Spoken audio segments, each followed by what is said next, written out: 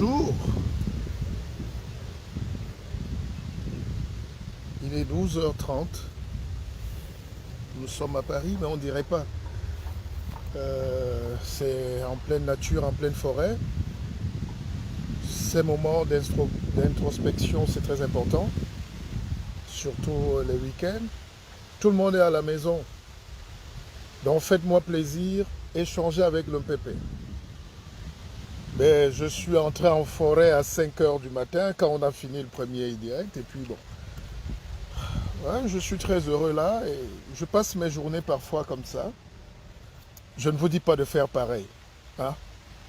Chacun a sa vie, chacun a son destin, chacun a son étoile. Mais nos ancêtres ont tracé la route pour nous. Les savants ont vécu avant nous, ils ont écrit des choses, il faut juste qu'on applique. On a un problème de développement personnel, on a un problème de développement collectif. Les gens souffrent de plus en plus aujourd'hui parce qu'ils sont seuls. Ils ne savent pas quoi faire, ils ne savent pas à qui s'adresser. Et il faut beaucoup de courage pour prétendre parler aux gens. Il faut même beaucoup d'humilité. Il faut beaucoup de grandeur aussi, mais il faut le faire. La vie a horreur des gens qui stagnent. Les gens qui combattent les autres, qui avancent là, sont des gens qui ne doivent pas exister parce que il faut avancer. La vie, c'est qu'il faut avancer. Et la vie, c'est que tu vois le fond du trou là-bas, qui est la mort, mais tu es obligé d'avancer vers ce trou. Et quand tu tombes là, personne ne sait. Quand on est mort, aucun mort n'est jamais revenu nous dire ce qui se passe quand on est mort. Il y a d'autres qui ont une petite expérience de la mort imminente, ce n'est pas la mort. Quand on dit mort, c'est partir, le mourir. Donc,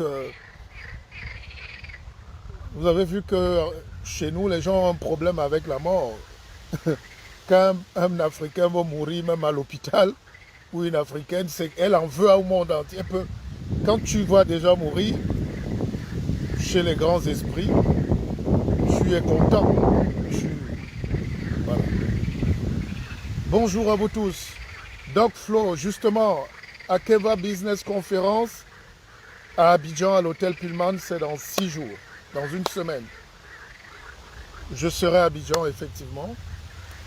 Et merci. Armand Etondé, bonjour à toi, mon cher frère, que j'adore. Donc, et je serai à Abidjan, pourquoi? Parce que je vais voyager dans toute l'Afrique, je l'ai toujours fait. Mais il faut aller parler à ces jeunes-là, à ces gens, à ces hommes, ces femmes qui nous appellent, qui nous aiment. C'est l'Afrique comme partout ailleurs. Il y a aussi la médiocrité là-bas, il y a la tricherie, il y a la corruption, il y a tout ce qu'il y a en Afrique. Mais il y a aussi cette Afrique qui s'invente, cette Afrique positive, cette Afrique qui peut dépasser les conflits. Je ne sais pas si je dois garder le casque. Il faut aller vers les autres. Et cette conférence que je ferai à Abidjan est un témoignage d'amour pour ce peuple. Voilà. Nous sommes des Africains, nous devons faire ce qu'on a à faire. Le problème en Afrique aujourd'hui, c'est que les choses que le monde entier connaît, on va toujours cacher ça. Le vent souffle très fort. Bon, on ne mettra pas long, je ne vais pas attraper froid. Donc, il y a un côté très cachotier qu'on a dans nos cultures. Et il y a encore des pays où on vit comme au Moyen-Âge. Il y a des pays où les gens croient aux choses du Moyen-Âge. Or, l'intelligence, l'éducation, le savoir distribué permet aux gens d'ouvrir les yeux. Vous savez, je n'ai pas dormi cette nuit d'ailleurs, hein, mais je réfléchissais même en marchant tout à l'heure. À un moment au Moyen-Âge, les gens pensaient que Dieu habite au ciel et qu'il a eu des représentants sur terre, et c'était l'Église qui était très puissante. L'Église catholique, avant que les protestants ne partent. Ceux qui ont récupéré la chrétienté, dont ils ont arraché le fils juif quand il est mort. Et ça a créé des bouleversements terribles. Les gens travaillaient pour aller donner au cardinal, pour aller donner. Donc l'évêque rasait tout, le curé prenait tout. Tu as tes pommes de terre, tu as ton sac de pommes de terre. Le curé ou l'évêque ou le cardinal prend les 3/4 de tes pommes. Parfois tu cultives, même tu meurs de faim, parce qu'on dit qu'il faut tout donner à Dieu. Alors ça a créé beaucoup de conflits et de guerres, déjà entre les chrétiens. Et puis, le monde a évolué comme ça. Je ne vais pas vous faire l'histoire. Après, il y a eu l'intelligence, la découverte de la science, la révolution scientifique et technique. Ça fait que les gens ont décidé de se prendre eux-mêmes en charge. Ils ont dit oui, Dieu le Père, on t'aime beaucoup, mais là où tu es, donc reste là-bas. On t'adore, mais reste là-bas. Laisse-nous nous débrouiller. Donc ils ont créé des systèmes qui leur appartiennent. C'est pour ça qu'on a créé les rois, la royauté est venue. La royauté a remplacé le clergé. Oh, qu'en est-on là? Taisez-vous un peu, le peuple parle. Vous ne me respectez pas? Alors, quand en France, par exemple, il y a eu des révolutions, c'était pour... Déjà, il fallait séparer l'État et l'Église. Maintenant, il fallait séparer maintenant l'État de la royauté. Donc, c'est pour ça qu'on a coupé les têtes des monarques en 1789. Ça, vous connaissez tout ça. Et aujourd'hui, vous avez un pays, vous avez des pays en Afrique où un ministre enlève de sa poche 1 ou 2 milliards de sa poche. Un pays pauvre en Afrique où il offre une église. Dans une cité où il n'y a pas d'eau, les jeunes sont au chômage. Donc, il fait comme au Moyen-Âge. Vous avez des gens... C'est vrai que quand ces gens-là, ces curés, ces cardinaux sont assis, et ils protègent leurs intérêts, ils n'ont jamais été du côté du peuple. Pourtant, quand vous regardez pour les chrétiens et tout ça là, les croyants, Jésus-Christ est mort pourquoi? Qu'il ait été là ou pas. Mais prenons l'histoire. Le gars est mort justement pour la défense des plus petits, des pauvres, des gens qu'on exploite, des gens qui n'ont rien. Mais moi j'ai beaucoup d'amis, même dans ma famille. Hein. Le frère de ma grand-mère était un abbé très connu. Hein. C'était l'un des premiers abbés, abbé Penda. Lui, il avait le très bon vin chez lui. Hein. Les souffrances, il faut les digérer. On vous apprend à accepter vos souffrances, donc accepter le destin. Il y a un côté fatalité. Accepter sa souffrance, sa misère, ne jamais s'en sortir. Accepter que c'est un déterminisme. Dieu a décidé ainsi. Vous êtes pauvre, c'est comme ça. Alors, imaginons aujourd'hui, nous sommes en 2021, chers frères et sœurs, donc nous sommes tous vieux, même dans la tête. Et vous avez encore des gens qui arrivent dans des pays où on doit créer l'économie, ouvrir les universités. Si moi j'ai 2 milliards aujourd'hui à donner, qu'est-ce que je fais de ça? J'ouvre une école. Une vraie école. Or, je ne conteste pas, chacun fait ce qu'il veut, mais des gens prennent votre propre argent pour donner l'église. Alors vous avez beaucoup de milliardaires qui font ça en Afrique, surtout au Cameroun. Leurs sociétés sont en faillite, mais ils font des dons.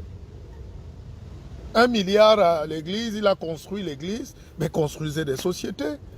Mais après, quand les autres viennent avec leurs sociétés, construire les routes, les ponts, les forages chez vous, vous dites on ne veut pas. Pendant que vous faites ça, ici en Europe, l'église est rentrée dans les cœurs des gens. Les églises sont devenues des monuments. J'ai une église là à côté de chez moi, c'est une bibliothèque. En Allemagne, il y a même des discothèques aujourd'hui, des restaurants. Ça devient des bijoux parce qu'on a dépassé cette étape-là. On est à l'étape où il faut injecter la connaissance à chacun dans sa petite tête. pour que chacun se prenne en charge. Après, je ne critique pas. J'ai compris qu'on est dans des pays où il ne faut pas dire. Il ne faut pas dire. Il ne faut pas affronter la réalité en face. Alors, donc, quand je vais aussi en Côte d'Ivoire, c'est pour dire aux jeunes, moi j'adore le leadership qu'il y a ici. Il n'est pas parfait. Le leadership n'est nulle part parfait. Mais le leadership, c'est quelqu'un qui décide d'avancer. Le leadership, c'est quelqu'un qui dit, moi je ne veux pas ça. Malgré tout, malgré les fouets, malgré la bastonnade, nos ancêtres ont combattu l'esclavage.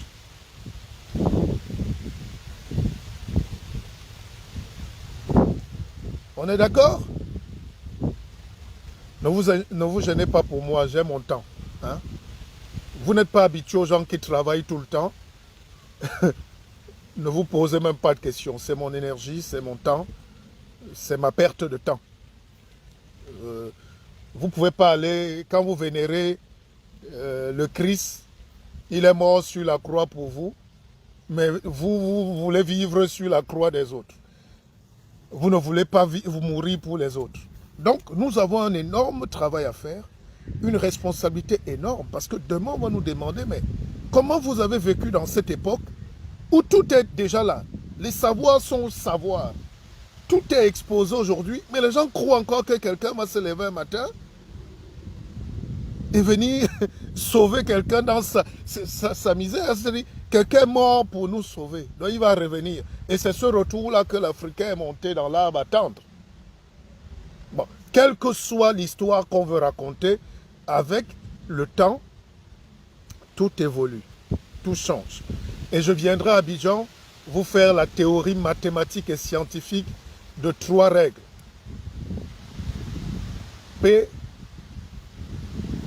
S, R. Dans la vie, soit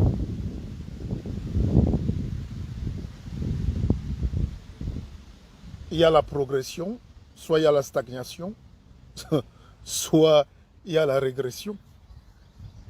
Vous ne pouvez pas, avec tous les savoirs qu'on a aujourd'hui, même quand tu racontes ça à un petit enfant, prenez un petit enfant qui se balade là, tu lui dis que quelqu'un va revenir me sauver, il va dire mais pourquoi il va me sauver? Il va me sauver de quoi? Qu'est-ce que j'ai fait? Ma vie est devant moi, il me sauve de quoi? Donc aujourd'hui, l'intelligence nous permet de dire autre chose à nos enfants, à la jeunesse. Les gens veulent connaître ce qui se passe dans le monde. On n'a plus envie que quelqu'un vienne nous raconter des choses qu'on raconte aux bébés.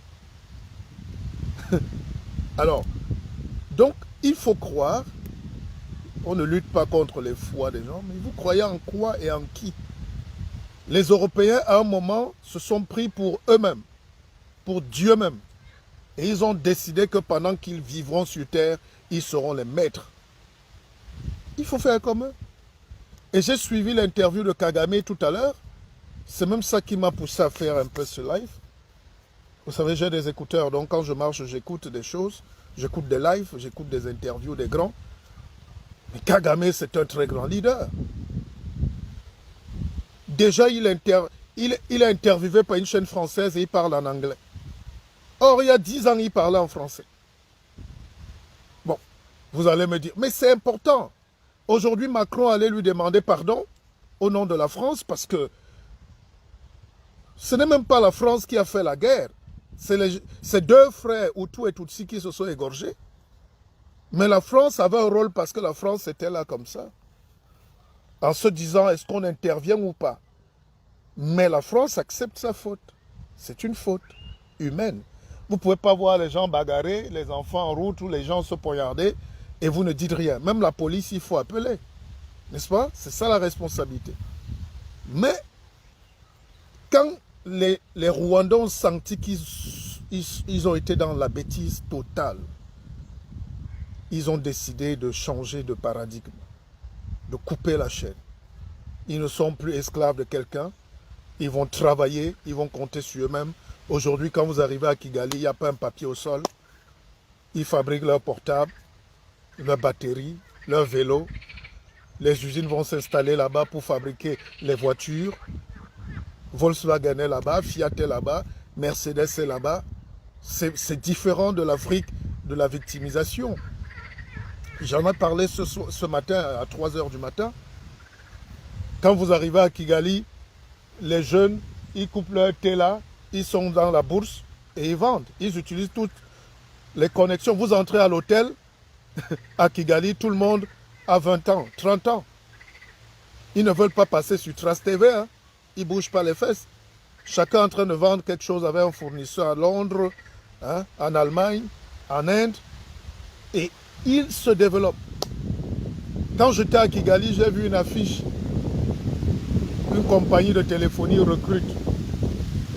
Ils cherchent un directeur, je ne sais pas quoi. L'affiche est restée là pendant au moins 6 mois, on m'a dit. Aucun Rwandais n'a envie d'aller travailler pour 400 000. N'est-ce pas? Le gars plante ses choux. Il appelle et il vend ses choux sur la bourse. On a l'Internet. C'est pour ça que j'ai créé Akeva Bank pour expliquer aux gens. Moi, je ne fais pas de bitcoins. Je ne viens pas mentir aux gens. Je viens vous expliquer que le monde est ouvert à nous. La capitalisation boursière, tu as sur la bourse, tu regardes l'indice de la monnaie, des valeurs, le Nasdaq, tout ça là, le Nikkei. Tu regardes et puis tu regardes les matières premières. On achète. Et c'est ces intermédiaires qui font que le vendeur de cacao qui est au village ne sait même pas ce que c'est que le cacao qu'il vend. Or, au Rwanda aujourd'hui, tous les enfants là, tu ne peux pas. Il a 10 variétés de thé, c'est lui qui fixe son prix, avec l'acheteur qui est à Londres. Tu es d'accord, il envoie le camion, on charge, on met au port et on vend. Tout est digital. C'est ça Akeva Bank aujourd'hui. C'est ça. Il faut amener les gens à ne plus être victimes. Je discutais avec un ami, un frère hier, on avait une réunion, je pense, on parlait de start-up. Chacun a sa propre start-up. Il y a encore quelques temps, quand je faisais les directs, les gens disaient, mais lui, il travaille quand? Non, mais je suis un patron de projet, monsieur. On est en train de monter l'une des plus grosses aventures télé, hein, de chez nous, international. Non. Si j'étais à l'usine de quelqu'un, j'allais réfléchir quand pour créer de l'emploi demain. C'est nous qui écrivons. Quand je me lève à 2 h du matin, j'écris. Je suis là, j'ai mes notes, je suis en train d'écrire aussi. Quand j'ai fini d'écrire, je vous donne 1 heure pour partager un peu le savoir. Donc, nous devons nous-mêmes être responsables. Je n'attends personne.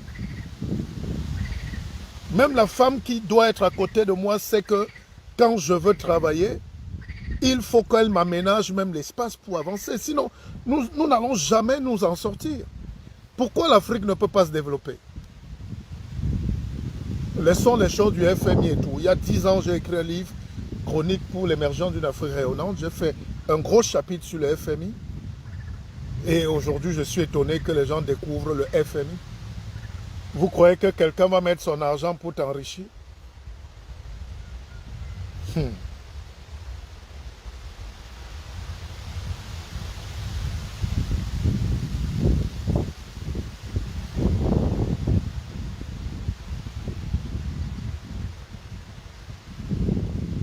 Ah, merci d'être connecté, merci. Je sais que vous êtes à la maison.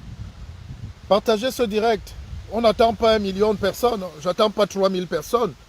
Ce n'est pas un direct de la pauvreté ici où on crie, on crie. Il faut que les gens prennent les responsabilités de parler à notre peuple.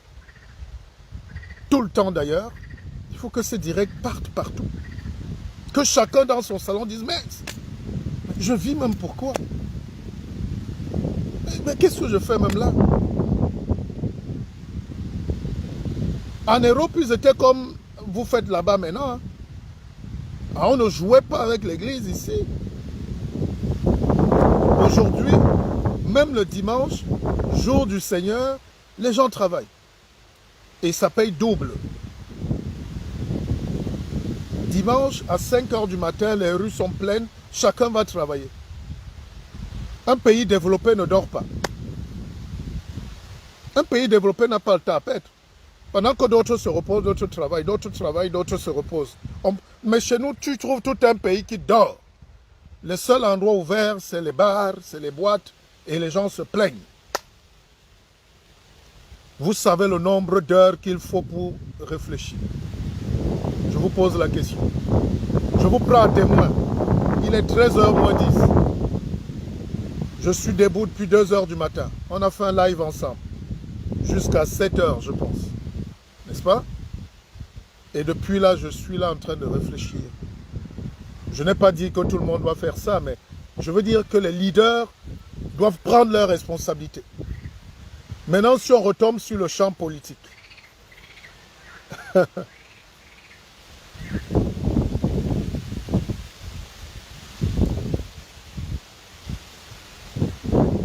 Quand vous regardez un pays, quand vous regardez les pays africains, vous n'avez même pas envie de parler. Le niveau de débat que les gens partagent des télévisions africaines nous font honte. L'actualité politique n'est pas intéressante. Elle est personnelle. Elle est médiocre. Elle est de guerre. Même les gens qui sont éduqués sont dans les combats de « je vais te tuer, tu vas me tuer ». Tu as volé, j'ai volé. Et puis, les vrais problèmes, comment faire pour créer une société nouvelle, personne n'en parle. Les gens viennent 2 heures s'asseoir pour parler de leurs choses. Ils racontent leur vie. Ils demandent l'expertise. On a tellement affamé les peuples africains que quand on leur apporte de l'aide, internationale ou pas, on sait qu'elle va tomber entre les mains des prédateurs, des bandits qui dirigent, et ils vont renvoyer cet argent d'une manière ou d'une autre. Le peu qu'il y a, ils vont racheter les équipements, ils vont racheter les maisons, ils vont racheter leur propre villa, ils vont redéposer cet argent en sécurité là où on leur a donné cet argent. Quand tu veux aider, moi j'ai beaucoup fait de l'aide dans des quartiers souvent misérables. D'ailleurs, je profite pour dire qu'à Abidjan, avec mon collaborateur Rockflo, le docteur Florent, nous allons aller faire un petit tour dans un orphelinat, peut-être à Yopougon. Mais je sais que ça n'apporte rien. Mais ça apporte quelque chose, ça peut donner un sourire.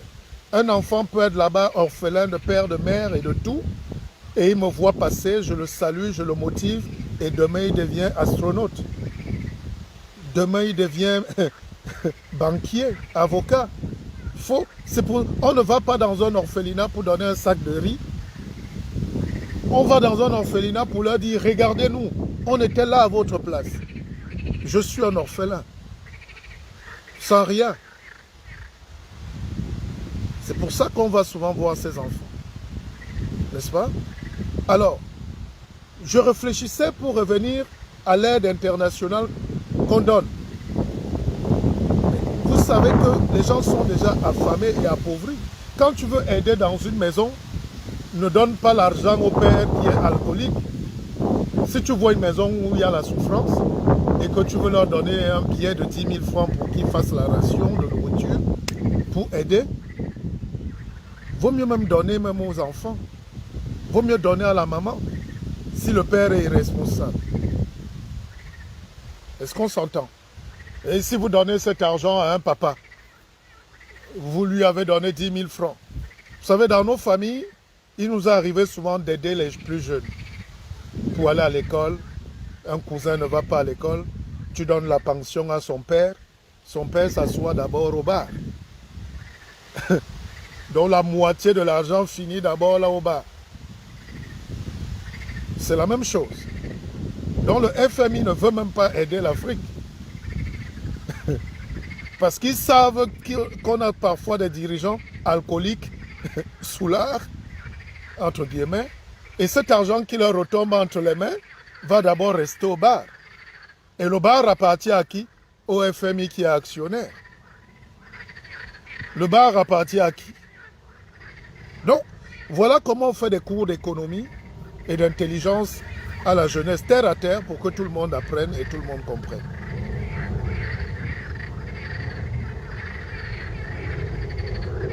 J'espère que vous êtes contents.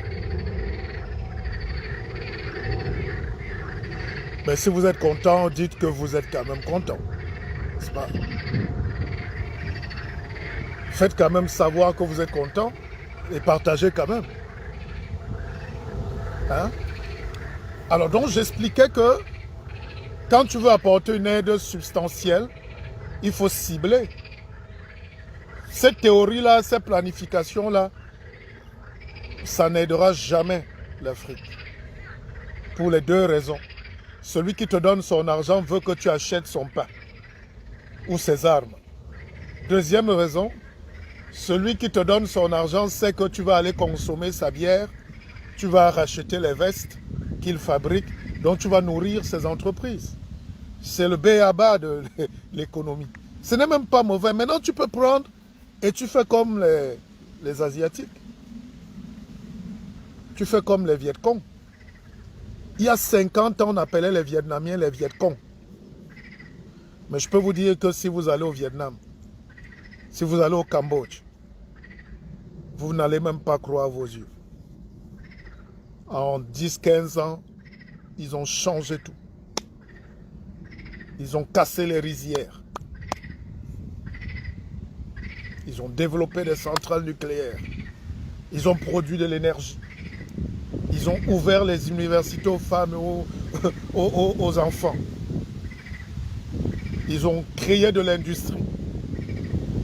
Alors, accepter de l'aide là ne va jamais vous développer. L'aide vient de l'intérieur. Prenez quelque chose là-dedans, cette conscience-là dans la tête et vous avancez. Personne ne vient vous aider. Personne. Alors, si on n'arrive pas à créer l'industrie, j'écoutais quelqu'un qui disait que les Africains sont les gens qui créent le plus. Mais vous créez pourquoi? Je vous prends un exemple. Je ne les critique pas. Il y a des jeunes au Cameroun qui ont fait ce qu'ils appellent le salon du Made in Cameroun ces jours-ci. Et ils étaient tellement panafricanistes. Nous voulons chasser les Européens. Pourquoi toujours réfléchir en termes de chasser l'autre? N'est-ce pas, les gens travaillent ensemble. Et il faut juste repartir les parts, négocier, ne pas être victime dans son propre pays. Il faut avoir des dirigeants courageux, non? Alors ces jeunes-là qui font le Made in Cameroun, ou le Made in Togo, ou le Made in Béninois, ou je ne sais pas quoi, Made in Mali, et ils le font où? Ils le font dans le centre commercial construit par des capitaux et une entreprise française, chez Carrefour. Et pendant qu'ils faisaient ça, le Made in Cameroun donc montrait leurs idées, comment ils produisent, comment on fabrique le lait, le savon, les petits trucs. Tous les espions étaient là. Les gars enregistrent, vous êtes chez eux, vous mettez sur écoute et ils partent. Demain, tu entends que Carrefour a lancé un savon avec la bave d'escargot. Oh, L'Oréal a lancé un ceci avec. Mais ils vous exploitent, ils vous prennent vos idées et ils ne travaillent pas, ils vous écoutent. Donc vous êtes dans la gueule du loup et vous gueulez. Il faut réfléchir comment être autonome et comment être avec les autres. Et ça, c'est très délicat. Est-ce que ça va? Qui vous fait ce genre de bien là même? Vous avez des gens qui vous font ce genre de cours. Il y a des directs comme ça.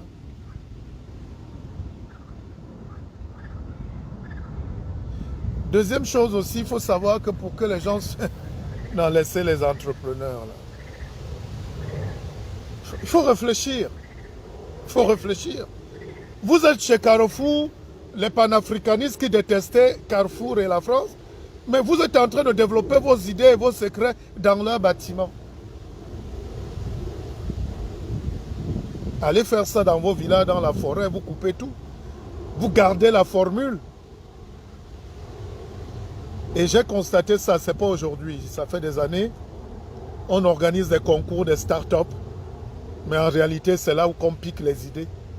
Chaque année, ces multinationales-là envoient des gens faire comme s'ils cherchaient des idées, ils vous piquent vos idées, et quand tu te balades, tu vois le jus de bissap chez Auchan. Tu dis, merde, c'est pas le foléré qu'on buvait là. Tu vois ça, c'est pas. Ils ont appris, ils ont breveté le truc. Donc, Nous devons prendre nos responsabilités pour dire à l'Afrique, vous n'allez pas vous en sortir en ne fournissant pas 2 fois plus d'efforts. Moi, j'étais très down à un moment. Pour que j'arrive au niveau où je suis là, le petit niveau là, j'ai travaillé 2 fois plus dur. Vous avez vu? J'ai fait des lives, j'ai couru, j'ai perdu du poids. J'ai tout fait 2 fois pour revenir là en forme. Donc, si tu veux te développer, il faut faire tout 2 fois plus que les autres. Est-ce qu'on travaille 2 fois plus? Est-ce qu'on lit 2 fois plus? Est-ce qu'on réfléchit 2 fois plus? Est-ce qu'on souffre pour acquérir le savoir 2 fois plus? Ici, on ne dort jamais. Alors, j'aime quand les intellectuels font les débats pour raconter oh, telle politique, tel le Mali a fait, la Côte d'Ivoire a fait, mais concrètement, ils ne servent pas à la communauté parce qu'ils ne produisent rien. Ils ne produisent rien. On ne peut pas passer notre temps à créer l'invective quand les gens ont envie d'écouter quelque chose qui les booste, quelque chose qui les transforme, quelque chose qui les développe, quelque chose qui les libère. Il faut libérer le peuple. Il faut libérer le peuple, pas par la démagogie politique. Ça, je sais le faire. Je suis un homme politique, ça vous le savez. Donc, mais il y a des choses où quand la politique politicienne est en panne, il faut former les gens. Il faut occuper les gens à autre chose. À mieux s'habiller, à mieux protéger leur santé, à mieux protéger leur avoir, à mieux organiser leur temps. Hein?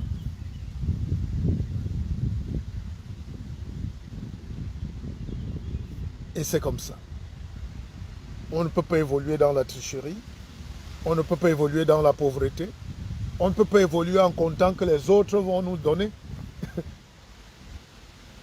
La révolution scientifique et technique est la plus belle chose qui puisse arriver à l'humanité. Et chaque jour qu'on est là, les gens sont en train de travailler. Même parler là est un travail. C'est les idées qu'on donne. Et ces idées coûtent cher. Pour faire démarrer une machine, il faut réfléchir. Il faut la concevoir. Il faut déjà penser qu'il faut la machine. Nous, on vit comme si on n'a rien. Comme si on ne veut rien et on meurt comme ça. Dieu est fâché contre nous parce qu'on ne peut pas t'envoyer sur terre et tu ne prends pas ta place dans le trafic. Comme dit Cabrel, tu ne peux pas. La route est là. Même le vélo bagarre. Même la trottinette veut exister devant le camion. Mais nous, tu vois quelqu'un il marche à côté comme un fou. On dit il ne faut pas déranger. Ils vont venir nous aider demain. Ils vont nous donner, ils vont créer, on va prendre. Ils vont fabriquer la monnaie, on va changer. Depuis qu'on parle là, pourquoi les États africains ne créent pas leur monnaie?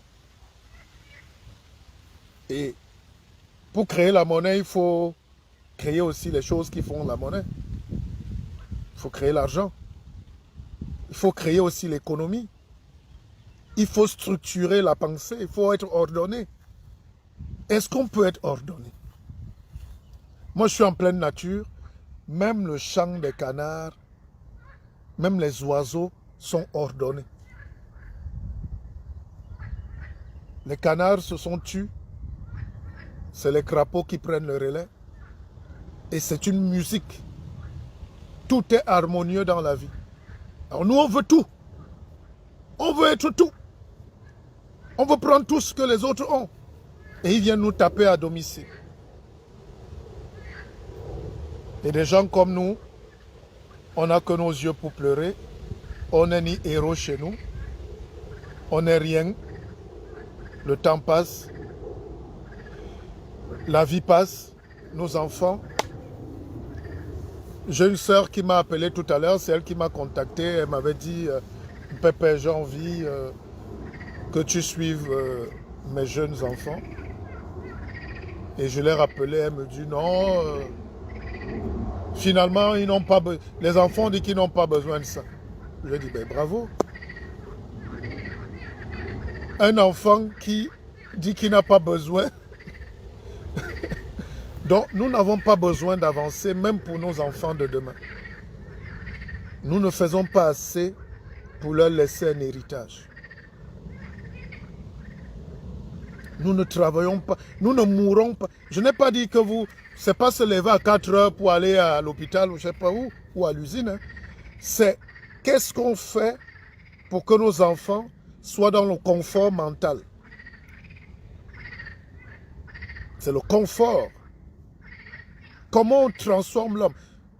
Écoutez, quand on parle par exemple de développement personnel, mais il y a aussi le développement national, macro. Mais le développement est d'abord personnel en réalité. Je ne suis pas un charlatan. Tu ne peux pas promettre, je n'ai jamais dans une conférence promis à quelqu'un de se mettre au 4e étage et de sauter, il va voler. Non, non, tu vas tomber, tu vas mourir. N'est-ce pas? Ça c'est déjà le gourouisme. C'est dans les apôtres, vos apôtres qui font ça. N'est-ce pas? C'est ces gens-là qui vous produisent tout. Par contre, quand tu travailles sur le mental de quelqu'un, ça lui dit, tes rêves, c'est à toi. Et tout est possible dans le rêve. Combien n'avaient même pas une culotte déchirée aujourd'hui, mais qui ont des maisons, qui ont un toit, une voiture. C'est fou, le rêve. Et c'est notre rôle. Alors, imaginez, vous êtes donc à côté de quelqu'un qui, dès que vous avez un projet, ah, laisse-nous ça. Dès que tu veux, oh, laisse ça. Oh, ne fais pas ton direct là, c'est trop de direct. Mais c'est en faisant trop de direct que je vais frapper un jour la bonne balle qui va m'orienter vers le bon trou. C'est un direct à 2 heures du matin qui m'a sauvé la vie. C'est en travaillant, c'est en recherchant. Alors quand vous êtes à côté, le rôle d'un maître de pensée, le rôle d'un intellectuel, le rôle d'un guide alors, je vous fais une confidence, c'est de vous donner les clés pour ouvrir la boîte à rêve. Et la boîte à rêve se matérialise. Parce qu'on a ouvert déjà la boîte. Mais d'autres vivent, dès qu'il naît, on a déjà fermé la boîte dans la tête. Pac. Il va avec la tête vide, il récite seulement. Ne récitez plus les choses d'il y a 10 000 ans, du Moyen-Âge. L'intelligence évolue. Avec le temps, la lumière, quand vous venez de vous réveiller dans une chambre, tout est noir, tout est sombre. Mais au bout de 5, 10, 15 minutes, vous voyez déjà un peu de lumière. Vous voyez des faisceaux de lumière. Après la lumière vient, vous voyez que ah, ça c'est une penderie, ça c'est les chaussures, ça c'est la douche, et comme ça. Donc avec le temps, les yeux s'ouvrent. Mais comment vous voulez vivre les yeux fermés? Donc, un mentor, un conférencier comme moi, et c'est ce que je vais aller faire à Abidjan aussi, c'est pour leur dire, voici le rêve. Je vous prends un exemple. Si quelqu'un dit là maintenant, moi je veux devenir avocat, même s'il est livreur de pizza, ce n'est pas impossible. N'est-ce pas? Non, believe in yourself, oui, c'est une récitation, mais concrètement, comment tu fais pour croire en toi? Parce que tu peux aussi croire et en rien, mais en croyant que tu crois en toi. Il y a toujours, chaque fois qu'il y a un truc, chaque fois qu'il y a une solution, il y a un problème derrière qui amène une autre solution. C'est la maïotique. Si tu dis que tu es aide-soignante aujourd'hui et que tu veux devenir infirmière, médecin, psychiatre, c'est possible. Et ce possible-là, il faut donc que des gens t'indiquent comment tu vas aller. Tu peux être aujourd'hui un prisonnier, un sans-papier, par exemple. Comme sans-papier, ce n'est pas une maladie. J'entends des gens dire, tu es avec les sans-papiers. Comme si chacun est venu avec le papier. Il faut réfléchir. L'Africain, dans un contexte différent, voit que parfois il est plus méchant même que ceux qui l'accusent de racisme et de tout. Parce qu'il est plus méchant. Quand quelqu'un a ses papiers, un passeport Bordeaux, un document, un travail, pour lui, les autres doivent mourir en mer. Non, la vie, c'est un partage continu de savoir. Donc, je vais arrêter là. Je continue ma balade. Partagez ce direct. Ça m'a fait plaisir de vous avoir en live. Et je continue de chercher. Je ne sais pas ce que je cherche en forêt. Mais il y a quelque chose qui m'appelle là. Avant d'aller sur Abidjan, je suis en train de voir ces chemins-là. Je réfléchis à ce que je vais dire aux gens que je vais croiser. Ça peut être l'homme de la rue comme le chef de l'État, mais il y a une posture, je réfléchis, il faut leur dire ce qu'ils n'ont pas encore souvent entendu. Et c'est ça qu'on appelle le développement. C'est-à-dire, vous pouvez être aujourd'hui, quand quelqu'un dit que les enfants n'ont pas besoin d'être formés, je dis bon, à quel âge les enfants tuent les gens ici? À 14 ans, s'ils sont laissés à eux-mêmes. Donc quand on veut devenir quelque chose, on peut le devenir. Il ne faut pas écouter. Même il y a une voix là qui nous dit non, tu ne peux pas. Quand on dit believe in you, parfois tu t'écoutes. Même il y a deux voix là. Il y a une voix qui gueule toujours là. Que laisse ça. Il y a aussi notre entourage. Il y a notre famille. Il y a les amis. Personne n'aime le progrès de l'autre. Personne. Parfois même tu amènes quelqu'un dans ton projet. Il veut jouer le savant alors qu'il est ignorant de ton propre projet. Parce qu'il ne veut pas que ça aboutisse. Il ne veut pas te voir. Donc, il faut faire gaffe. Il faut aller se ressourcer et vraiment prendre des choses plus profondes pour avancer. Allez, je vous laisse. Bon samedi. Et je voulais dédicacer ce direct à un de mes oncles qui était l'un des plus... Il était le moins nanti de ma famille. Mais c'est quelqu'un qui était abonné à tous les magazines. Il n'a pas fait de grosses études. C'est grâce à lui que j'ai une formation un peu plus poussée dans la lecture. Quand mon grand-père a demandé qu'il laisse son petit métier de fonctionnaire au ministère de la Santé, je pense qu'il était peut-être chauffeur du ministre ou un truc comme ça, ou du directeur. On lui a dit de rentrer au village. Et quand il est rentré, il a amené, en déménageant, toute une voiture de vieux journaux et de livres. Et au village, tout le monde se moquait de lui. Et il n'est jamais tombé malade. Il n'a pas grand-chose. Il ne demande rien à personne. Il a sa radio et ses livres. Chaque fois qu'il m'a vu, pendant que tout le monde me fouille les poches, il ne m'a jamais demandé 5 francs. Il me demande toujours, tu m'as amené un livre ou les journaux? Est-ce que dès qu'il me voit arriver, il ouvre la voiture pour prendre les journaux. Et c'est une expérience formidable. Je lui dois tout, mais il ne m'a jamais rien demandé. Même quand je lui dis, tonton, oncle, j'ai tes vestes là, il dit, donne d'abord les journaux. Donne-moi les livres. Il est le moins malade, il est le plus heureux et il n'a rien. Mais depuis l'enfance, c'est ce genre de personnes qui construisent les génies demain. Et si vous avez un type comme moi aujourd'hui qui vous incite et incite les enfants à la lecture, c'est parce que c'est là où il y a le trésor. Après, il y a les séries, il y a Netflix, il y a les jeux vidéo, tout ce que vous voulez. Mais la lecture, c'est Dieu. Akeva, Akeva, Akeva. Bon week-end.